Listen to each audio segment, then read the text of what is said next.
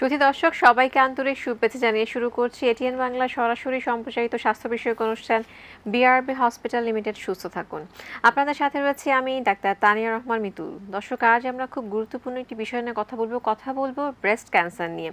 আমাদের সাথে আজ দেশের একজন স্বনামধন্য অধ্যাপক উপস্থিত রয়েছেন। আমাদের সাথে রয়েছেন অধ্যাপক doctor Tasnim Ara, surgical oncologist ও paediatric surgeon, specialist cancer immunotherapy ও সেল থেরাপি। সেই সাথে তিনি ব্যবস্থাপনা পরিচালক, Selima institute for cancer immunotherapy ও সেল থেরাপি।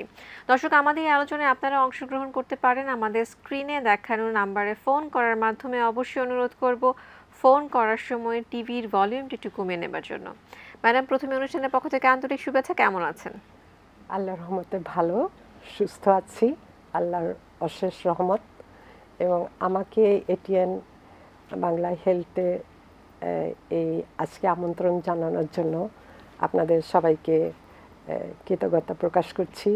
ঊর্ধ্বতন কর্মকর্তা, আপনাকে সবাইকে কৃতজ্ঞতা জানাই। আপনাকে অনেক ধন্যবাদ। আমরা খুব গুরুত্বপূর্ণ একটি বিষয় নিয়ে কথা বলবো ব্রেস্ট ক্যান্সার নিয়ে। তো প্রথমেই জানতে চাইবো যে আসলে ব্রেস্ট ক্যান্সারের প্রকোপ যদি বলি বাংলাদেশ কিংবা ওয়ার্ল্ড ওয়াইড কতটা, কিংবা কেন এটা নিয়ে এত অ্যাওয়ারনেস প্রয়োজন? আসলে শুরুতেই বলি, ক্যান্সার সারা বিশ্বেই একটা আতঙ্ক। এটা আমরা বলবো গ্লোবাল চ্যালেঞ্জ।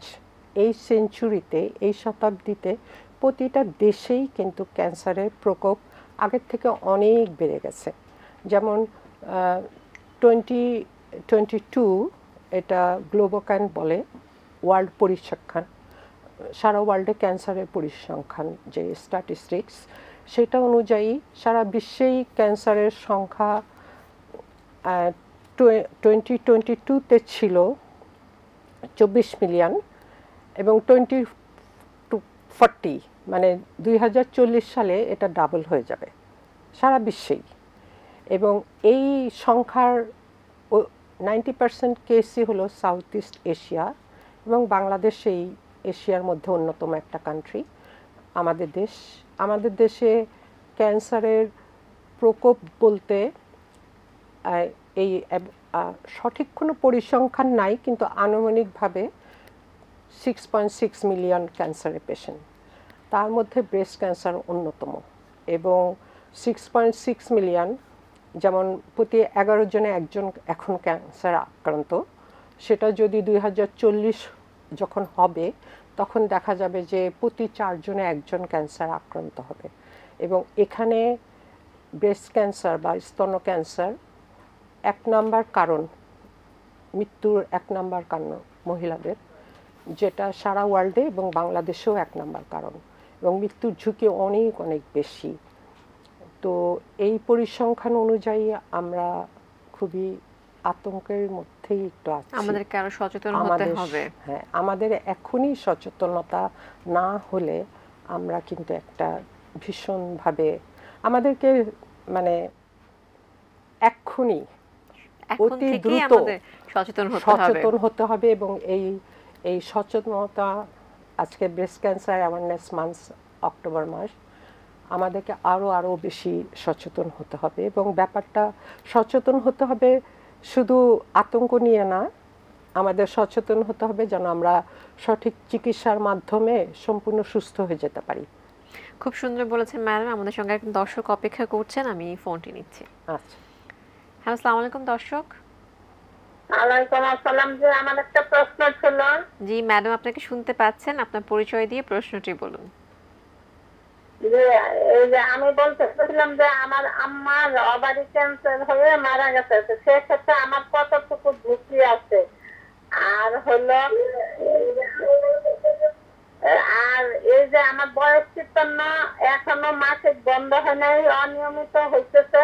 কিন্তু আমার একটা সমস্যা, এখন প্রচুর ঘামি আর গরম লাগে, মানে অস্থির লাগে, শরীর জ্বালা পোড়া করে, সমস্ত শরীর ব্যথা। এটা কিসের থেকে হইতেছে আমি এদের তো আপাতত জানতে চাইছি। অনেক ধন্যবাদ আপনাকে। ম্যাডামের কোনো প্রশ্ন রয়েছে? হ্যাঁ, ওনার দুঃখজনক, ওনার মা ওভারিয়ান ক্যান্সারে মারা গেছে। ওভারিয়ান ক্যান্সারের এখন ক্যান্সারের মূলত কারণ হলো ডিএনএ মিউটেশন বলি আমরা, ডিএনএ পরিবর্তন। ডিএনএ আমাদের শরীরে জিনের ভিতর থাকে এবং এই পরিবর্তনটাই এনভায়রনমেন্টাল ফ্যাক্টর, হরমোনের ইমব্যালেন্স এই কারণেই হয়ে যায় ওভারিয়ান ক্যান্সার। এবং আরেকটা জিনিস হয়, BRCA1 and 2 বলে দুইটা জিন আছে যেটা আমাদের ক্যান্সার হতে দেয় না, কিন্তু ওই BRCA1 and 2 যদি মিউটেশন হয় তখন ওভারিয়ান ক্যান্সার সবচেয়ে বেশি হয়। এবং ওভারিয়ান ক্যান্সার উনি যেটা বললেন যে ওনার ক্যান্সারের ঝুঁকি আছে কিনা, অবশ্যই আছে। BRCA1 and 2 যদি ওনার মায়ের ক্ষেত্রে পজিটিভ থাকতো তাহলে ওনাকে এখন থেকেই খুবই সচেতন হতে হবে এবং ওনাকে টেস্ট করতে হবে উনি কি BRCA1 and 2 মিউটেশনটা ওনার মধ্যেও আছে কিনা। ওনার ক্যান্সারের ঝুঁকিটা ওভারিয়ান ক্যান্সারের মধ্যেও আছে, ওনার যে কোনো সময় ব্রেস্ট ক্যান্সারের ঝুঁকির মধ্যেও পড়তে পারেন। সেজন্য ওনাকে ওনার আরেকটা প্রশ্ন ছিল যে খুবই অস্থির লাগে, খুবই 53 ইয়ার্স। হ্যাঁ 53 ইয়ার্স, এটা হয়তো মাসিকের পরিবর্তন, হরমোন ইমব্যালেন্সের জন্য হয়তো বা মেনোপজের দিকে যাচ্ছে, সে কারণে সেটার সাথে ক্যান্সারের কোনো সম্পর্ক নাই, সেটা স্বাভাবিক প্রক্রিয়া। কিন্তু ওনার মায়ের সাথে ওনার ক্যান্সারের ঝুঁকি অবশ্যই আছে এবং আমরা চাই যে ওনারা এরকম যারা আছেন family history of ovarian cancer, breast cancer, যারই ফ্যামিলি হিস্ট্রি অফ ক্যান্সার আছে তারাই প্রাথমিক স্ক্রিন মধ্যে চলে আসা, প্রাথমিকভাবে তাদের শনাক্ত করা উচিত। আমরা কথা বলছিলাম ব্রেস্ট ক্যান্সারের প্রকোপ নিয়ে, এবার জানতে চাইবো যে আসলে কারা ঝুঁকিতে রয়েছেন? ব্রেস্ট ক্যান্সার ঝুঁকিতে আছেন যাদের ফ্যামিলি হিস্ট্রি আছে ব্রেস্ট ক্যান্সার হওয়ার, তারা নাম্বার 1 ঝুঁকির মধ্যে। দ্বিতীয় ঝুঁকি হলো অ্যাকচুয়ালি ফ্যামিলি হিস্ট্রি থাকতে হবে তা না, এটা সোমাটিক মিউটেশন ব্রেস্ট ক্যান্সার এবং আমরা বলি লাইফ স্টাইলের চেঞ্জের জন্য, কিন্তু না, এখন আমাদের দেখা যাচ্ছে ব্রেস্ট ক্যান্সার আগে এত পৃথিবীতে ছিল না, এখন কেন? এটার মূল কারণ হলো যে আমরা মহিলারা এখন আমাদের পরিবারের সংখ্যা সীমিত করে ফেলছি। আগে যেমন 5টা 6টা বাচ্চা হতো, আমাদের ব্রেস্ট স্তনের কাজই তো মিল্ক প্রোডাকশন করা, আল্লাহ প্রদত্ত একটা গ্ল্যান্ড যেটার মূল উদ্দেশ্যই হলো মিল্ক উৎপাদন করা। এবং মিল্ক উৎপাদনটা হলো আপনারা দেখবেন যে গ্ল্যান্ড চারিপাশে, এটাকে আমরা লিম্ফ গ্ল্যান্ড বলি, এটাই মিল্কটাকে পরিশোধিত করার জন্যই, স্টেরালাইজ করার জন্য বেবি যেন খেতে পারে। তো সেই কাজগুলো আর হচ্ছে না, 2টো বাচ্চা হচ্ছে, কারো কারো একটা বাচ্চা হচ্ছে, কেউ ব্রেস্ট ফিডিং করাচ্ছেন না। এই বিষয়ে আমরা কথা বলবো, একজন দর্শক অপেক্ষা করছেন, ফোনটি নিয়ে নিচ্ছি। হ্যালো, আসসালামু আলাইকুম দর্শক। দর্শক আপনাকে আমরা শুনতে পাচ্ছি, আপনার জি হ্যালো, আপনাকে শুনতে পাচ্ছি, আপনার পরিচয় বলে প্রশ্নটি বলুন। হ্যালো, আসসালামু আলাইকুম। জি ওয়ালাইকুম সালাম, আপনার প্রশ্নটি বলুন। জি, আমার সমস্যা হচ্ছে আমার ব্রেস্ট থেকে সাদা সাদা কি একটা লিকুইডের মতো বের হয়। জি, আপনার বয়স কত? বয়স 25 বছর।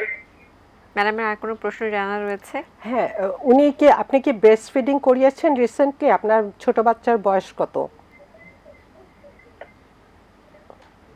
শুনতে পাচ্ছেন? এটা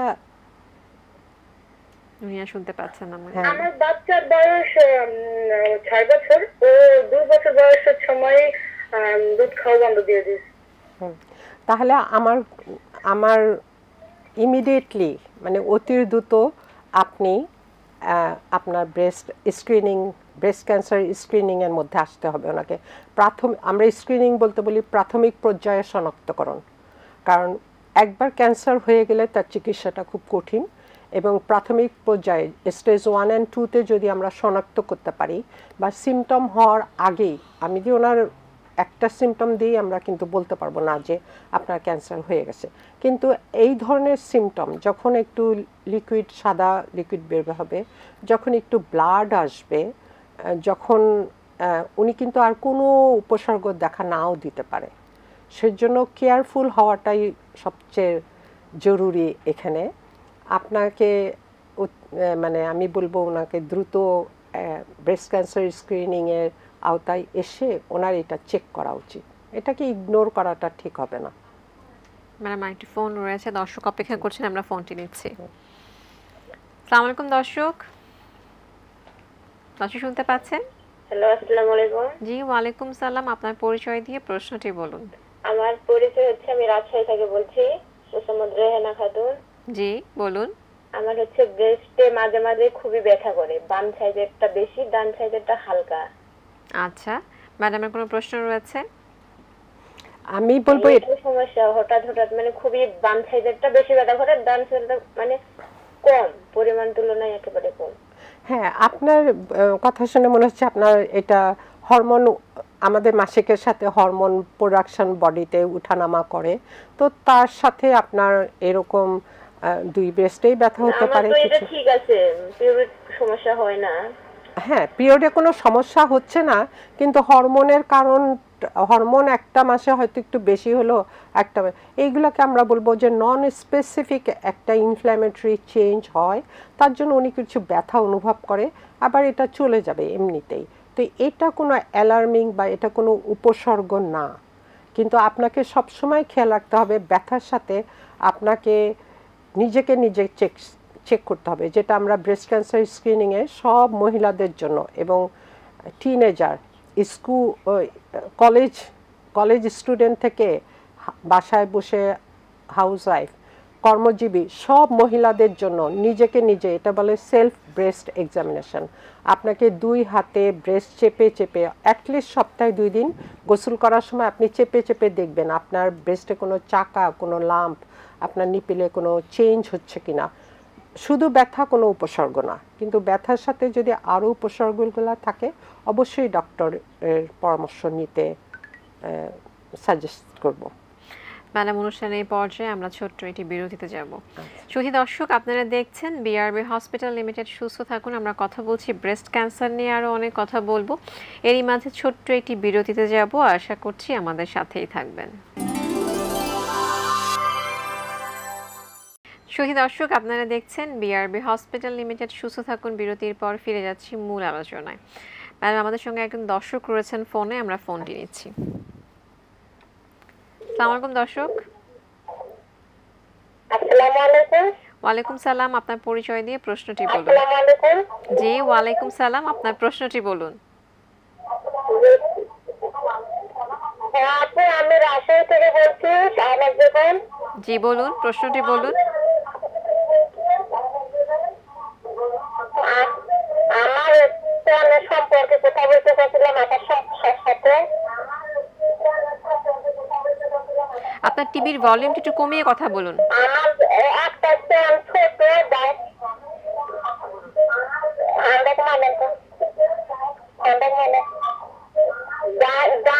ডান সাইডের স্তন একটু বড় আর বাম সাইডের স্তন ছোট, ভিতরে একটা বিচির মতন শব্দ হচ্ছে, স্তনটা দিনে দিনে শক্ত আকারে হয়ে যাচ্ছে আপা। আচ্ছা ম্যাডাম, আর ডান হাতের রগগুলো আস্তে আস্তে মোটা হয়ে যাচ্ছে ভিতরে, এটা কি সমস্যা? আপনাকে একটু বলতে বলেন। অবশ্যই, কারণ আমরা স্তন ক্যান্সারের যখনই কোনো আকৃতিতে একটু 19-20 হবে, দুইটা ব্রেস্টের স্তনের আকৃতি একটু 19-20 হবে, কিন্তু একদম ছোট বড় হয়ে যাওয়ার মধ্যে নিশ্চয়ই ওই ব্রেস্টে কিছু একটা সমস্যা ওনার হচ্ছে, এবং উনি যখন বলছেন যে এটা শক্ত হয়ে যাচ্ছে, তাহলে ইমিডিয়েটলি অতি দ্রুত আপনি ডক্টরের বিশেষজ্ঞ চিকিৎসককে দেখান। আপনার অতি দ্রুত আপনার একটা ম্যামোগ্রাফি, একটা আলট্রাসোনোগ্রাফি লাগবেই। আপনার আলট্রাসোনোগ্রাফি, আমি এখানে বলবো যে ম্যামোগ্রাফি অনেক জায়গায় অনেক সময় ডিজিটাল এক্সরে ম্যামোগ্রাফি, এটাতে সঠিকভাবে অনেক সময় উঠে আসে না।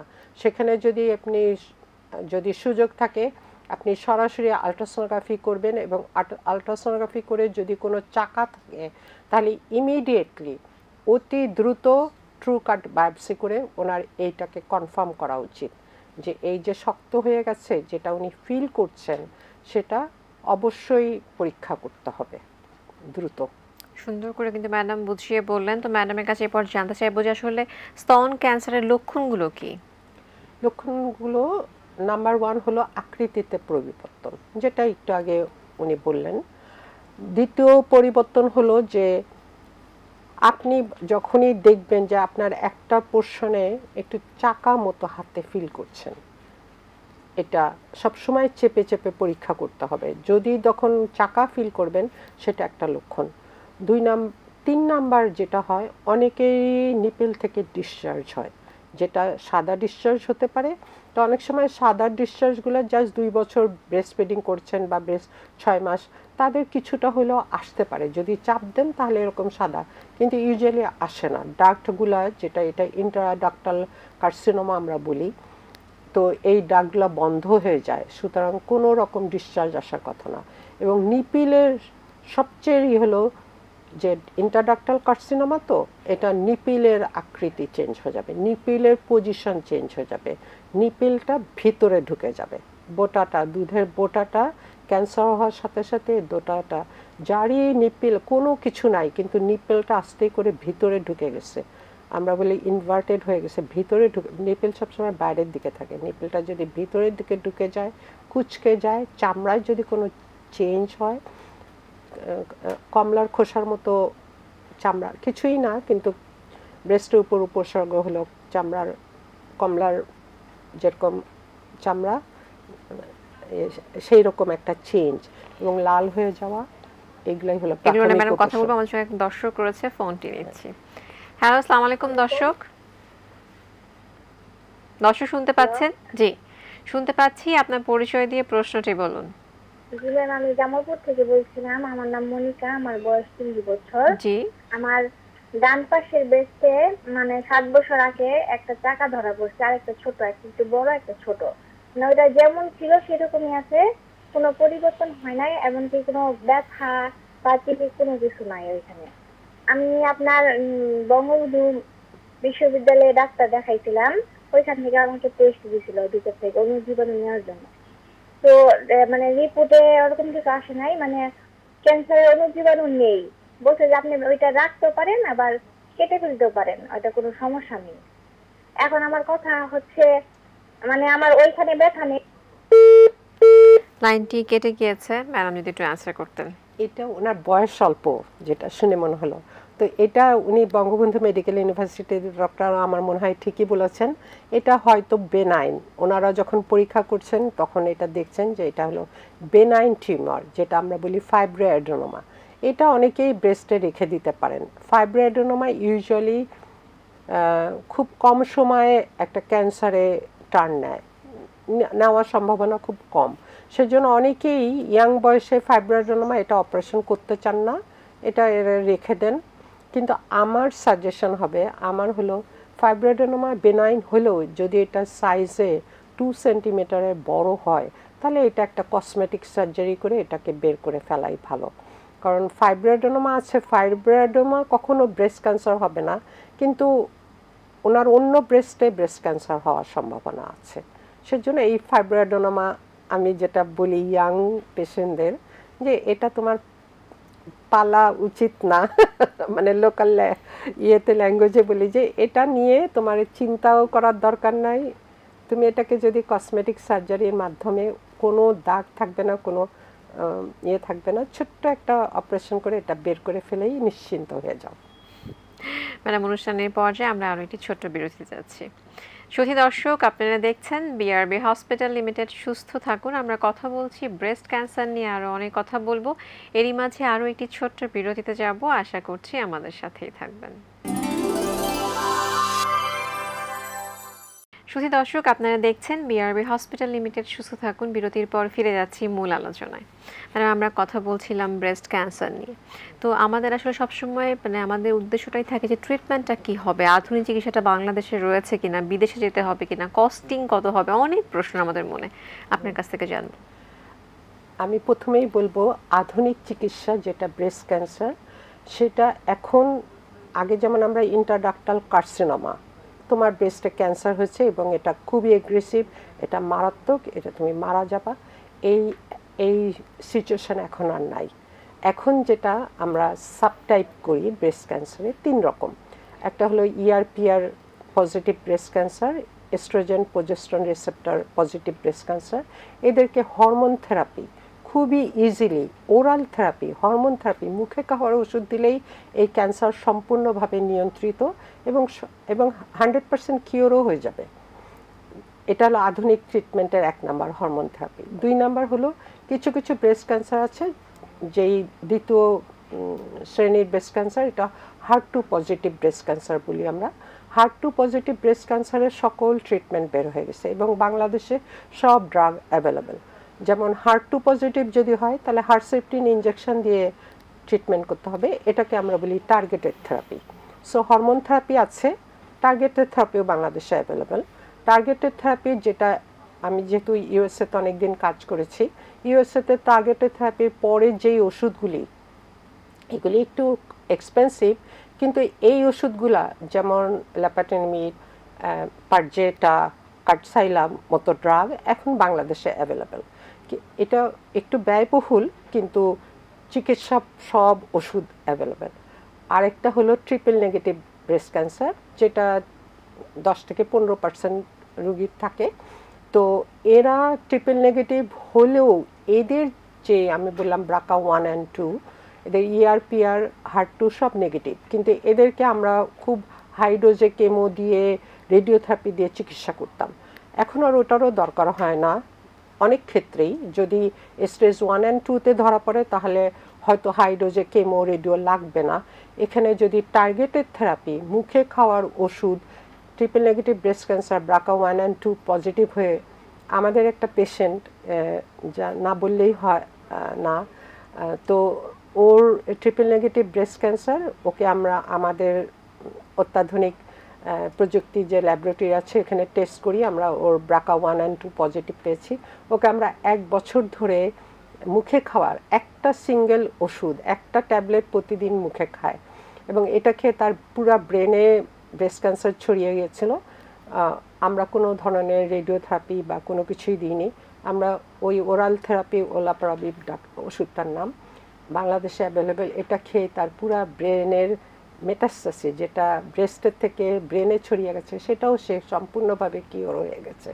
সুতরাং সব পরীক্ষাগুলা আমরা অত্যাধুনিক প্রযুক্তি আমরা আমাদের ল্যাবরেটরিতে নিয়ে এসেছি, আরও বেশ কয়েকটা বেসরকারি ল্যাবরেটরিতে হচ্ছে বাংলাদেশে, এবং টাইপ আমরা শনাক্ত করতে পারছি। ওষুধ আমাদের অ্যাভেলেবেল। আমরা এখানে অনেক ভালো সার্জন আছে, তারা গ্রামেগঞ্জে বা একটু দূরে ঢাকার বাইরে হয়তো ওনারা পুরো এই বিষয়টা আমরা কথা বলবো, যে সার্জারির ব্যাপারটা দর্শক একজন অপেক্ষা করছেন ফোনে, আমরা ফোনটি নিচ্ছি। আসসালামু আলাইকুম দর্শক, মাসি শুনতে পাচ্ছেন? জি, হ্যালো, আসসালামু আলাইকুম। জি, ওয়ালাইকুম আসসালাম। জি দর্শক, আপনার প্রশ্নটি বলুন। আপু, আমি বরিশাল থেকে বলতেছিলাম যে আমার শাশুড়ি প্রায় অনেক বছর ধরে মানে বুকের মধ্যে 2 জায়গায় 2টা চাকা আর কি, বুঝছেন? জি। তো প্রচুর পরিমাণে ব্যথা হয়। আচ্ছা, সমাধান জানতে চাইছেন। আপনার শাশুড়ির বয়স কত? আমার শাশুড়ির বয়স 50 বছর। 50 বছর। ম্যাডাম, আর কোনো প্রশ্ন রয়েছে? 50 বছর একটা মানে খুবই গুরুত্বপূর্ণ বিষয়। ওনার যদি স্তনের চাকা থাকে তাহলে আপনারা দ্রুত ডক্টরের শরণাপন্ন হন, বিশেষজ্ঞ চিকিৎসকের কাছে যান। ওনারা চাকা 2টা আলট্রাসোনোগ্রাফি করবে, ওনারা ট্রু কাট বায়োপসি করবে। বায়োপসি করে ওনারা যদি দেখেন যে না, এই 2 ব্রেস্টে, কারণ বাইল্যাটারাল ব্রেস্ট ক্যান্সার হতে পারে। আমার একজন নিজস্ব বান্ধবী, আমরা একই সাথে হলিক্রস কলেজে পড়াশোনা করেছি, কিন্তু বাইল্যাটারাল ব্রেস্ট ক্যান্সার হতে পারে এটা ধারণাটা ছিল না, যার জন্য অনেক লেটে তার ক্যান্সারটা ধরা পড়ে। তো এই জন্য আমি বলবো যে 50 বছর খুবই আর্লি। হ্যাঁ, বিদেশে 70-80 বছর বয়সে, 60 বছর বয়সে যার ধরা পড়ছে তাকেও ট্রিটমেন্ট দেওয়া হচ্ছে। তো ওনার মাত্র 50 বছর বয়স।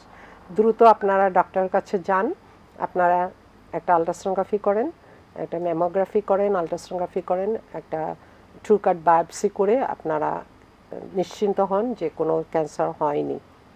কিন্তু ক্যান্সার হলে অবশ্যই আপনাকে দ্রুত চিকিৎসা করতে হবে। এবং আবারও বলি, বাংলাদেশের সব চিকিৎসাই অ্যাভেলেবল। আমরা কথা বলছিলাম বাংলাদেশে আধুনিক চিকিৎসা নিয়ে, এবং সার্জারির কথা আপনি বলছিলেন। হ্যাঁ, সার্জারিটা হলো কি, আমি যখন জেনারেল সার্জারিতে ট্রেনিং নিই 30 বছর আগে সলিমুল্লাহ মেডিকেল কলেজে, তখনও আমাদের করতে হতো পুরা টোটাল মাস্টেক্টমি, মানে পুরা ব্রেস্টটা ফেলে দেওয়া। এখন ব্রেস্ট ক্যান্সার ছড়ায় হাতে, মানে এক্সিলা বলি আমরা, বগলের তলে সব গ্ল্যান্ডগুলা ফেলে দেয়।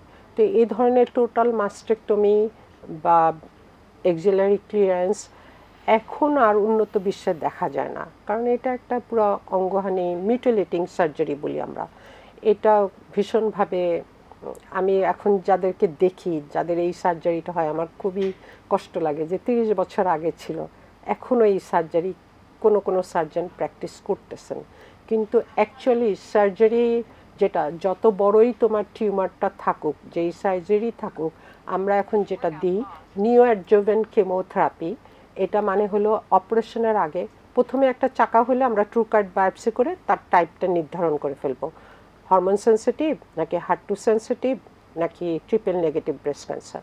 টাইপ নির্ধারণ হয়ে যাওয়ার পরপরই আমরা তাকে প্রি অপারেটিভ নিও অ্যাডজুভেন্ট কেমোথেরাপি দিয়ে টাইপ ক্যান্সারটাকে, চাকাটাকে ছোট করে এনে ব্রেস্ট কনজার্ভিং সার্জারি, মানে পুরো ব্রেস্টটাকে প্রিজার্ভ করে শুধু টিউমারটা লাম্পেক্টমি করতে হবে।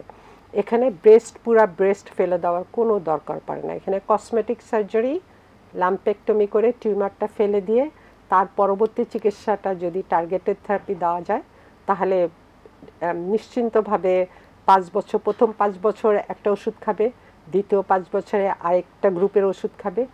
আমেরিকাতে যেটা হয় 10 বছর ট্রিটমেন্টের পর তার পরের 5 বছর মানে 15 বছরের ট্রিটমেন্ট, এবং দেখা যাচ্ছে যে উন্নত দেশে 15 বছর ট্রিটমেন্ট পাওয়ার পর তাদেরকে সম্পূর্ণভাবে ব্রেস্ট ক্যান্সার কিওর বলছি। তো আমাদের দেশে অনেক পেশেন্ট আছে তারা 15 বছর এরকমভাবে ওষুধ খেয়ে গেছেন এবং তারা সবাই কিওর।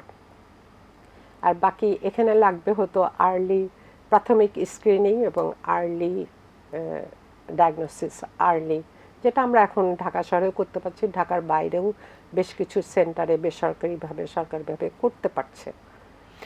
অনেক ধন্যবাদ ম্যাডাম, একদম অনুষ্ঠানের শেষ পর্যায়ে চলে এসেছি। পরিশেষে একদম এক কথায় দর্শকদের উদ্দেশ্যে কিছু বলে আমরা আজকের আলোচনা এখানে শেষ করব।